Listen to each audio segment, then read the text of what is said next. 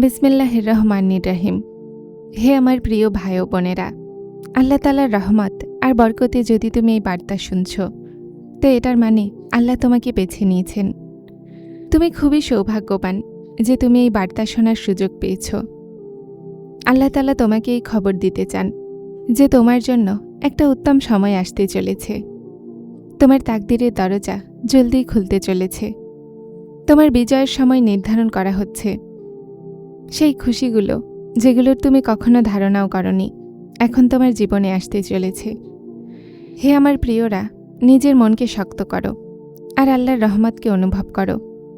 আল্লাহ তোমাকে সেই চাকচিক্য, দয়া এবং শান্তি দান করবেন যা এই মুহূর্তে তোমার মনে নেই। তুমি তোমার জীবনে একসাথে অনেকগুলো খুশি পাওয়ার যোগ্য হয়ে যাবে।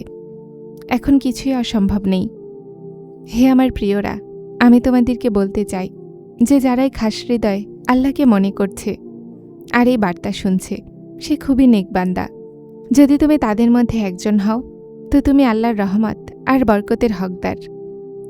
আমার প্রিয় ভাই ও বোনেরা, আল্লাহর রহমত সবচেয়ে আগে হয়তো তোমার কাছে পৌঁছাবে। যদি তুমি প্রস্তুত আছো, তো এখনই তোমার মনকে বলো, ইয়া আল্লাহ, আমি আপনার রহমত আর বরকত পেয়েছি। হে আমার বান্দারা, এই বার্তা তোমার জীবনের জন্য একটা খুব বড় সুখবর। এই বার্তা তোমার জীবনের জন্য এমন পরিবর্তন আনবে যে তোমার প্রতিবেশীরাও অবাক হয়ে যাবে, যে তোমার জীবনের এই কষ্টগুলো দূর হয়ে যাবে। যেই মাল সম্পদের অভাব ছিল, সেটা এখন দূর হয়ে যাবে।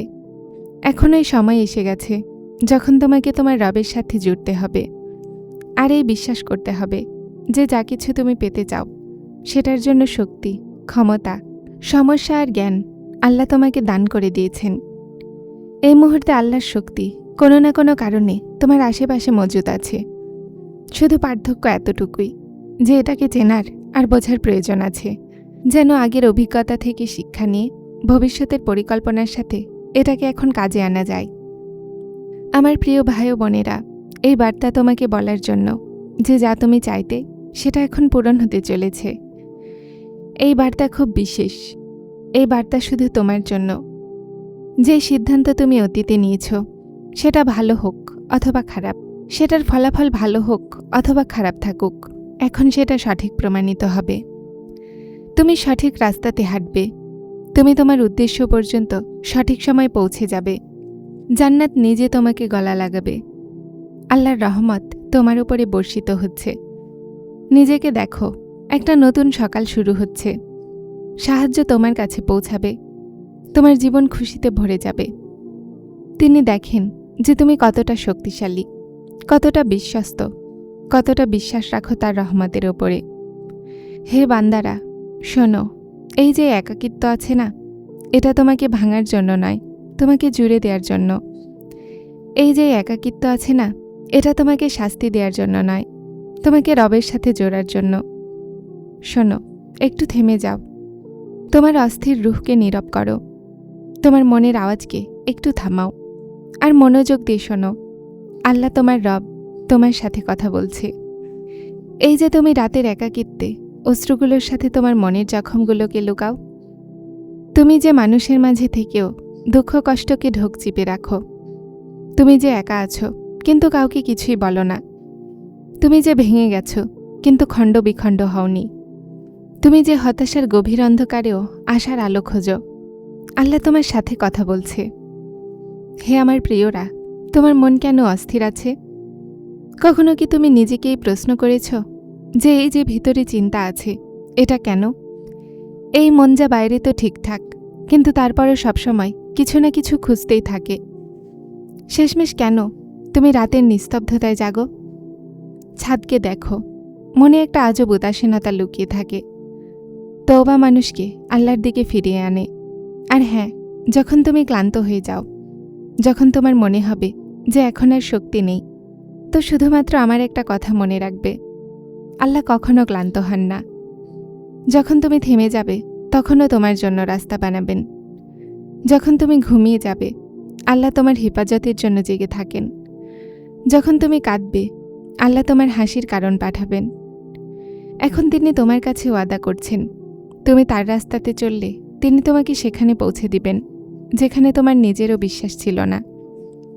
যে রব শুনতে পারেন, ওই রবে সমাধানও করতে পারেন। সবরকারের নিশানি একটা এটাও হয় যে সে তার দুঃখেও অন্যদের জন্য স্বস্তি তৈরি করে। সে তার দুঃখকে লুকিয়ে অন্যদের চেহারাতে হাসি আনে। তারা রবের সিদ্ধান্তে দৃঢ় বিশ্বাস রাখে।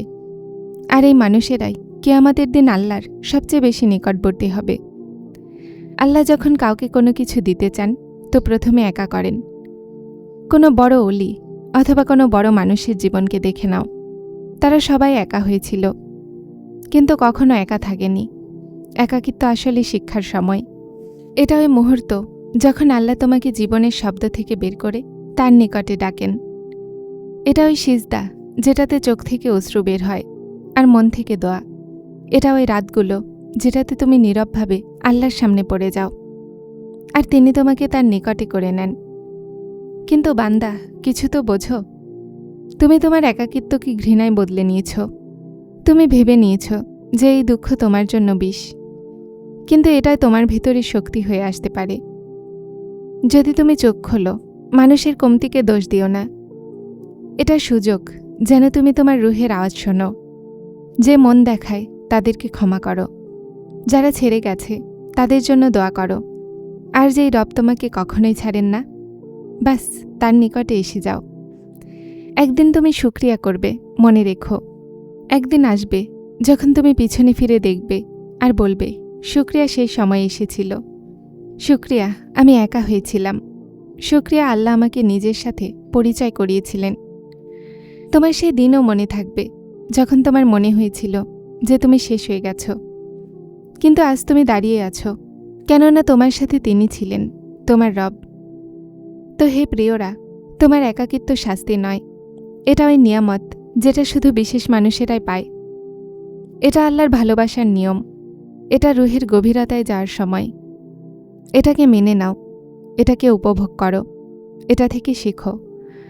আর মনে রাখো, যে রবকে একাকিত্বে পাওয়া যায় তাকে আর কোনো মাকামে পাওয়া যায় না। কখনো ভেবেছিলে তুমি কেন জাগো যখন পুরো দুনিয়া ঘুমায়? তোমার মন তীব্রভাবে কাঁপে। তুমি কি রাতের একাকিত্বে তোমার রবের সাথে কথা বলেছ, আমি একা কেন? আমার নসিবের সঙ্গী কেন লেখা নেই? এই সব কি কাকতালীয়? না, কোনো কিছুই কাকতালীয় হয় না। যা তোমার সাথে হয়েছে সেটা তোমার হকেই হয়েছে।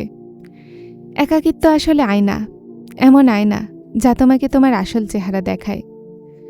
যখন তুমি মানুষের মাঝে থাকো তো তুমি একটা মুখোশ পরো, হাসি খুশি, নিশ্চিন্ত। কিন্তু যখন তুমি একা হও তো সে সব কিছু সরে যায়। তখন তুমি শুধুমাত্র তুমি থাকো, আর তখন তোমার রুহ চিৎকার করতে লাগে, শোন আমাকে, আমি বছর ধরে নীরব আছি, আমাকে মারিস না, আমাকে ভালোবাস, আমাকে সেই রবকে স্মরণ করা যাকে তুই ভুলে গেছিস। যারা চ্যানেলটিতে নতুন এসেছেন তারা হেদায়েত চ্যানেলটিকে সাবস্ক্রাইব করে আমার সাথে থাকুন এবং অবশ্যই ভিডিওগুলোকে লাইক শেয়ার করবেন। আসসালামু আলাইকুম।